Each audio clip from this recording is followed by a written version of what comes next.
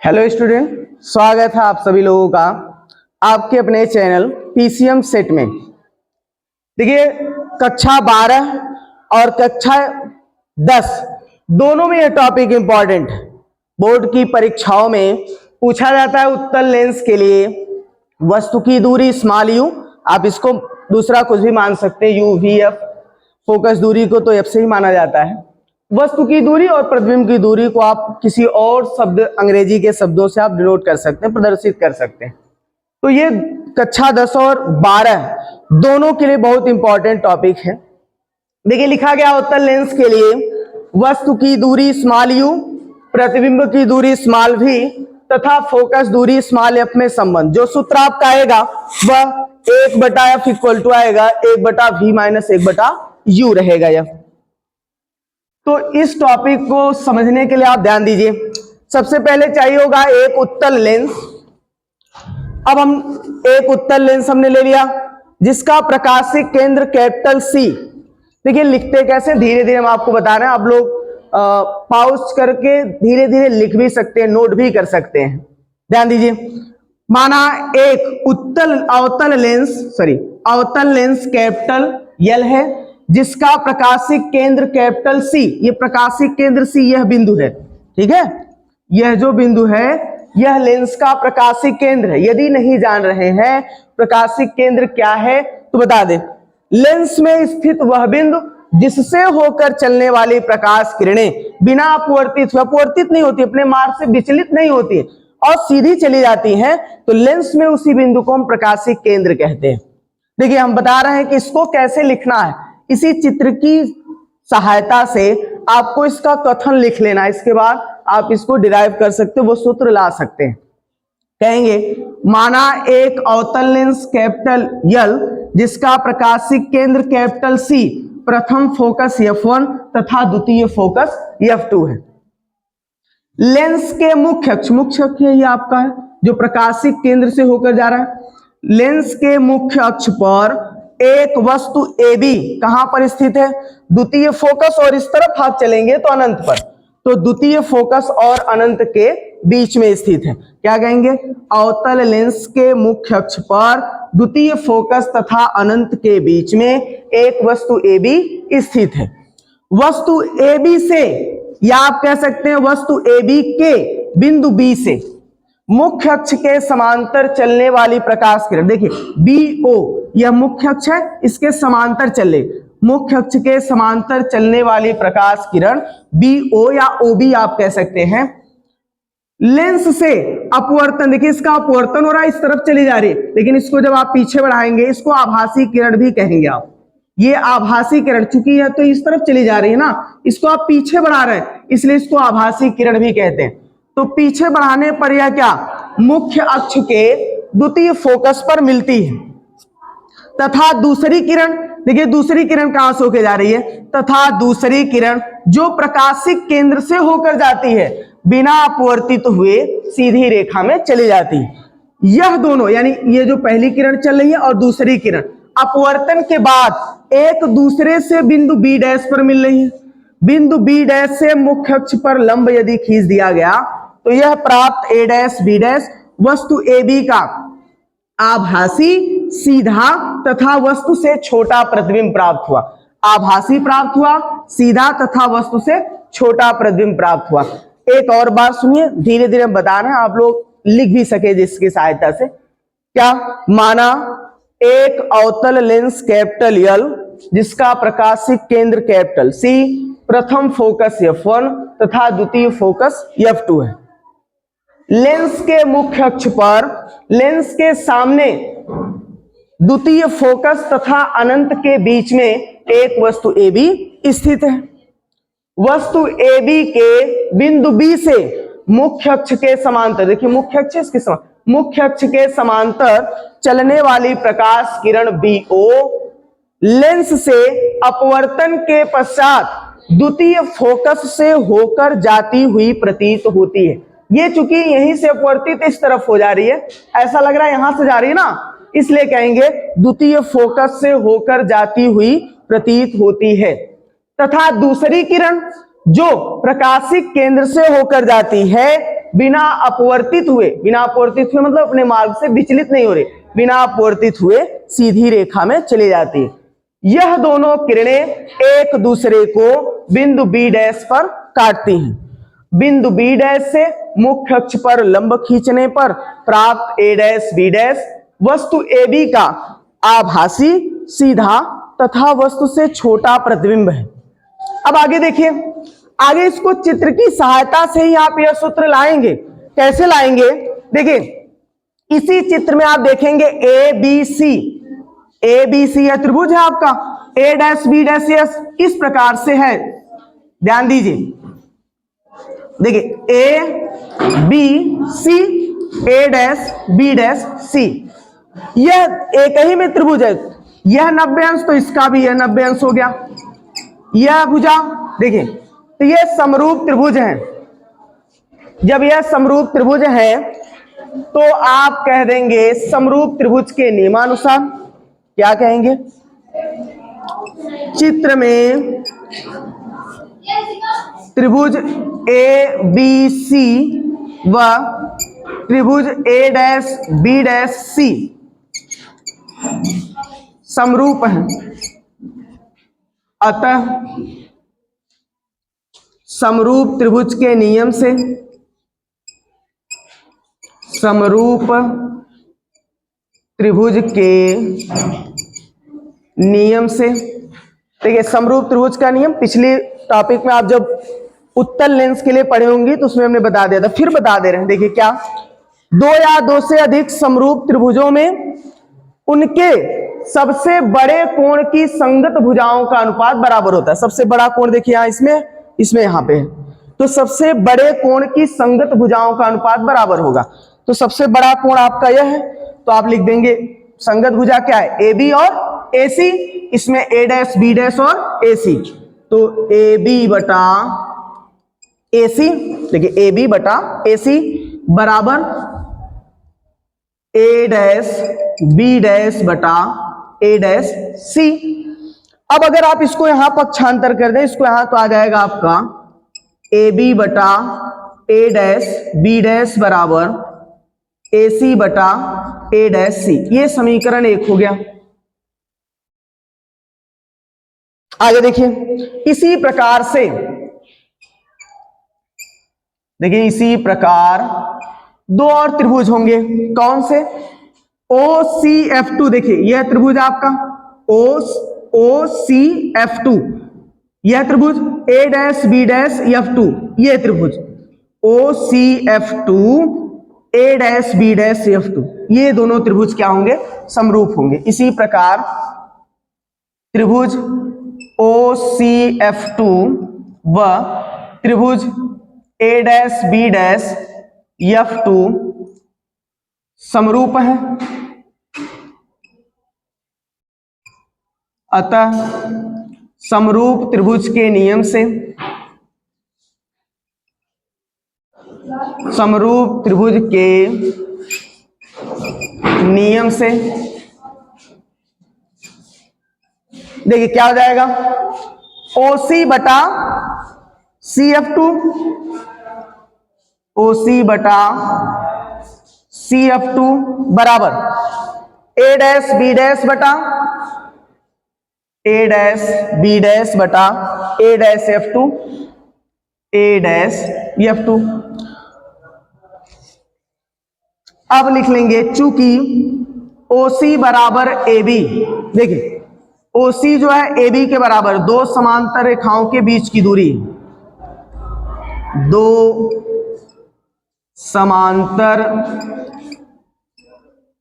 रेखाओं के बीच की दूरी बराबर होती है।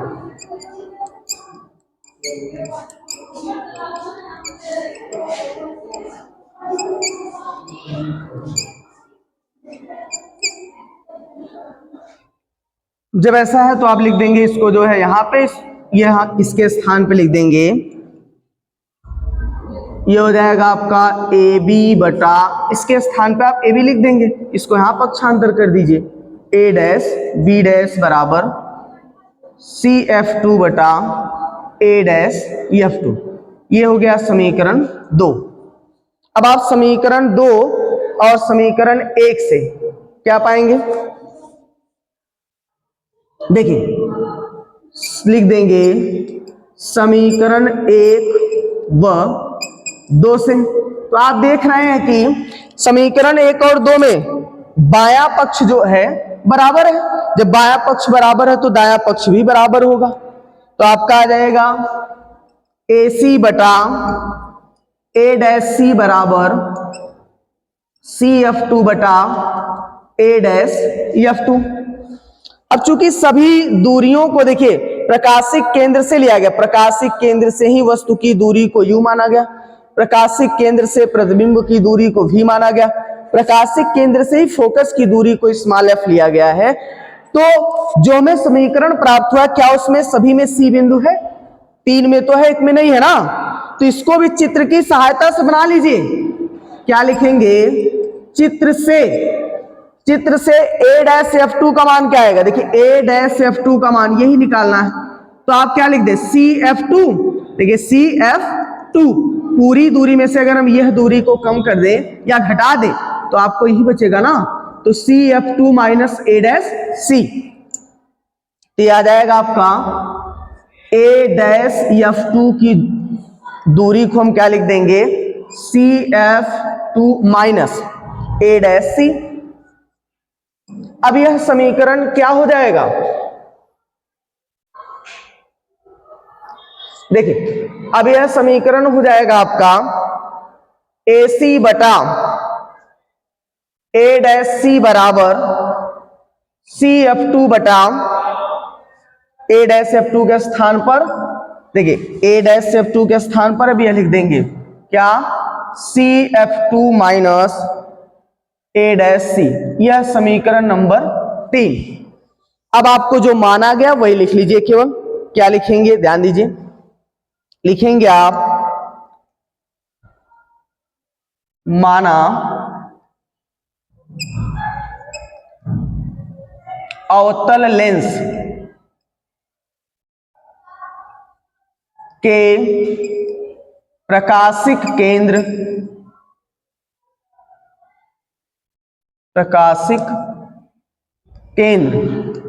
C से वस्तु की दूरी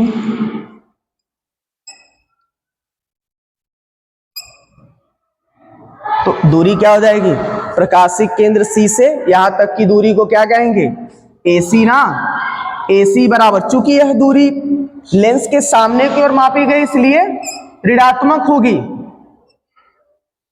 ठीक है, फिर आगे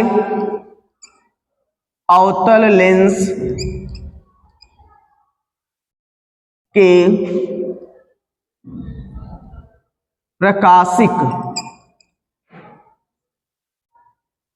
प्रकाशिक केंद्र C से प्रतिबिंब की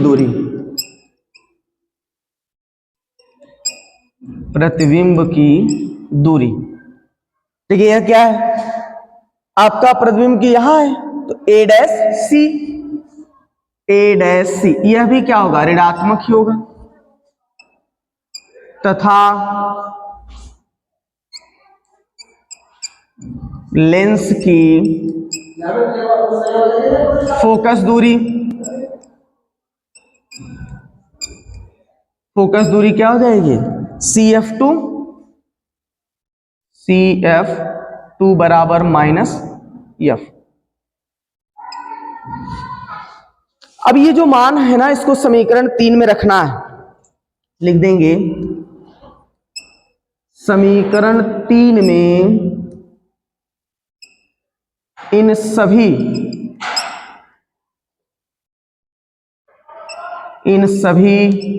मानों को रखने पर, तो सभी मान को रख दीजिए समीकरण 3 में। देखिए क्या आता है,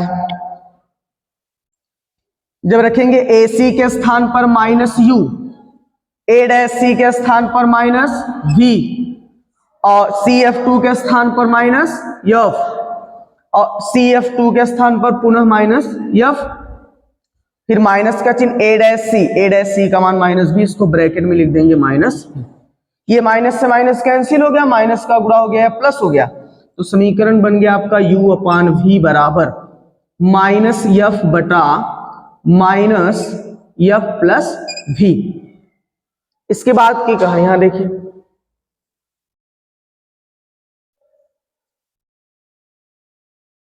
देखिए अब आप तिर्यक गुणा कर दीजिए, u का इसमें कर दीजिए, f का इसमें कर, v का इसमें कर दीजिए, तो यह हो गया आपका, जब आप इसका गुणा इसमें करेंगे तो आपका आ जाएगा u माइनस यू एफ, देखिए u का गुणा हुआ माइनस यू एफ, फिर v में हो जाएगा प्लस यू वी, फिर इसके बाद बराबर इसका गुणा यहां करेंगे माइनस एफ वी। अब uv को छोड़ दीजिए, इसको इस तरफ पक्षांतर करेंगे तो uv इस तरफ, यहां आ गया माइनस एफ भी आ गया इस तरफ plus U F, F common कर लीजिए, uv बराबर हो गया एफ, जब कॉमन कर देंगे चूंकि ये धनात्मक, इसको पहले लिख दीजिए, इसको बाद में लिख दीजिए, एफ को इधर पक्षांतर करिए, uv को इस तरफ, तो यह आएगा 1/f बराबर u माइनस v बटा uv। नहीं समझ पाए तो जब आप इसको इस तरफ ले जाएंगे यहाँ एक बचेगा, एफ को इस तरफ लाएंगे 1 हो जाएगा आपका, तो इसको अलग अलग विभाजित कर दीजिए, 1/f बराबर u बटा uv माइनस v बटा uv। यहाँ पे v से v कैंसिल हो जाएगा, u से u कैंसिल हो गया, तो आपका अंतिम समीकरण जो प्राप्त हुआ 1/f बराबर 1/v और माइनस 1/u, यही आपको लाना था। ठीक है, एक और बार वैसे ही हम आपको बता दे रहे हैं, देखिए कैसे आपने इसको हल किया है। आपने हल किया, कहा लिखा कि माना एक अवतल लेंस कैपिटल L जिसका प्रकाशिक केंद्र कैपिटल C तथा प्रथम फोकस f1 व द्वितीय फोकस f2 है। लेंस के मुख्य अक्ष पर लेंस के सामने द्वितीय फोकस तथा अनंत के बीच में एक वस्तु AB स्थित है। वस्तु AB के बिंदु B से मुख्य अक्ष के समांतर चलने वाली प्रकाश किरण लेंस से अपवर्तन के पश्चात द्वितीय फोकस से आती हुई या जाती हुई प्रतीत होती है। ठीक है, ये प्रतीत होती हुई किरण है, आभासी किरण जिसको कहते हैं, क्योंकि यह तो यहीं से अपवर्तित होकर इस दिशा में चली जा रही है, इसको क्या है इस तरफ आप आगे बढ़ा करके आपने मुख्य फोकस से स्पर्श कराया, तो ये जो है आभासी किरण है। तो आपने कह दिया कि अपवर्तित होकर के द्वितीय फोकस से होकर जाती हुई प्रतीत होती, तथा दूसरी किरण जो प्रकाशिक केंद्र से होकर जा रही है बिना अपवर्तित हुए सीधी रेखा में चले जा रही है। ये दोनों किरणें एक दूसरे को बिंदु B डैश पर काटती हैं। बिंदु B डैश से मुख्य अक्ष पर यदि लंब आप खींच दें या ले लें तो A डैश B डैश जो होगा वह वस्तु AB का आभासी सीधा तथा वस्तु से छोटा प्रतिबिंब होगा। अब आपने कह लिया कि चित्र में देखिए त्रिभुज ABC और A dash B dash C समरूप है, तो समरूप त्रिभुज का नियम लगा दीजिए। समरूप त्रिभुज का नियम ये है कि दो या दो से अधिक समरूप त्रिभुजों में उनके सबसे बड़े कोण के संगत भुजाओं का अनुपात बराबर होता है। तो सबसे बड़ा कोण क्या है 90 अंश, शेष दोनों 90 में आधे आधे होंगे ना, 180 अंश होता है ना 90, बाकी यह दोनों 90 में आधे आधे होंगे या आधे अधिक होंगे, अधिक या कम होंगे, लेकिन 90 ही होगा इन दोनों को जोड़ने पर। यह 90 अधिकतम हुआ तो इसके संगत भुजा यह और यह, इसका अनुपात, फिर इसमें यह संगत भुजा दोनों है, इसका अनुपात दोनों बराबर होगा। इसको आप यहाँ पक्षांतर कर दीजिए तो आपने यह समीकरण प्राप्त कर लिया पक्षांतर करके। समीकरण एक इसी प्रकार से OCF2 एक त्रिभुजीय हो गया, A dash B dash F2 ये एक त्रिभुजीय हो गया, यह दोनों समरूप है, लिख दिया गया आप। इसमें भी समरूप त्रिभुज का नियम लगा दीजिए, तो OC बटा CF2 A dash B dash बटा A डैश F2। अब OC देखिए, यह जो दूरी है ना इसके बराबर है। आप समांतर रेखा कितनी भी दूरी तक आप ले जाएंगे उनके बीच की दूरी जो होगी वो सदैव बराबर होगी, तो लिखा गया OC बराबर AB, दो समांतर रेखाओं के बीच की दूरी बराबर होती, तो यह दोनों समांतर रेखाओं के बीच की दूरी है। जब आप OC के स्थान पर AB रख देंगे, इसको यहाँ पक्षांतर कर देंगे, समीकरण 2 प्राप्त हो गया। समीकरण 1 और 2 यदि आप देखें तो आपको पता चल रहा है कि बायां पक्ष दोनों में बिल्कुल इक्वल है, समान है। जब समान है तो आप इन्हीं दोनों समीकरण की सहायता से दायां पक्ष बराबर लिख लीजिए। अब बराबर लिख लेंगे तो आप देखेंगे कि सब में सी बिंदु है, केवल एक आपकी जो रेखा है उसमें सी बिंदु नहीं है। तो आप सी बिंदु में इसको बना लीजिए चित्र की सहायता से, a डैश F2 बराबर CF2 और माइनस a डैश C। अब इसको यहां रख देंगे समीकरण 3। मान लिया आपने, माना अवतल लेंस के प्रकाशिक केंद्र C से वस्तु की दूरी माइनस यू, चूंकि यह लेंस के सामने है ना, लेंस के सामने जितनी दूरी आप माप लेंगे सभी दूरियां क्या होंगी, ऋणात्मक होंगी। अवतल लेंस के प्रकाशिक केंद्र से C से प्रतिबिंब की दूरी देखिए, C से यहां तक की दूरी a डैश C, यह भी क्या होगी, ऋणात्मक होगी आपकी। अब लेंस की फोकस दूरी CF2 होगी, मुख्य फोकस और प्रकाशिक केंद्र के बीच की दूरी को कहते हैं। सभी समीकरण 3 में इन सभी मानों को जो आपने अभी लिख लिया है इनको रख देंगे इसमें। देखिए रख दिया गया, माइनस से माइनस कैंसिल हो गया, u अपान v, और यह माइनस माइनस प्लस हो गया। तिर्यक गुणा करेंगे आप, इसका इसमें इसका इसमें, तो u का गुणा माइनस u f, फिर u का गुणा u v, माइनस f का गुणा बराबर में माइनस f v। ये इस तरफ छोड़ दीजिए, इसको उस तरफ पक्षांतर कर दीजिए, कॉमन करके आप हल कर दीजिए तो आपका यह समीकरण प्राप्त हो गया। ठीक है, आगे अगली टॉपिक हम पढ़ाएंगे, अगले वीडियो में आपको पढ़ाएंगे अवतल गोलीय पृष्ठ के लिए अपवर्तन का सूत्र जो आता है 1/f बराबर ब्रैकेट में n-1 n अपवर्तनांक होगा और दूसरे ब्रैकेट में 1/r1 माइनस 1/r2। यदि आपको पढ़ाने का तरीका और लिखने का तरीका और अन्य चीजें या समझ में भी आपको आया हो तो आप इस वीडियो को लाइक करिए, शेयर करिए और अपने जो है सहपाठियों को पहुंचा दीजिए किसी भी तरीके से, जिससे वह भी ये सब पा सके। आगे परीक्षा जितनी नजदीक होती जाएगी मैं लगभग सभी वीडियो यानी सभी टॉपिक्स के वीडियो आपको आप तक पहुंचाने चाह रहे हैं, तो पहुंचा देंगे, क्योंकि आप जो जो कहेंगे आप वो आपको पहुंचाते रहेंगे। और इसलिए जो है आप जितना जल्दी हो सके अपने मित्रों को बता करके चैनल को सब्सक्राइब कर दीजिए आप लोग।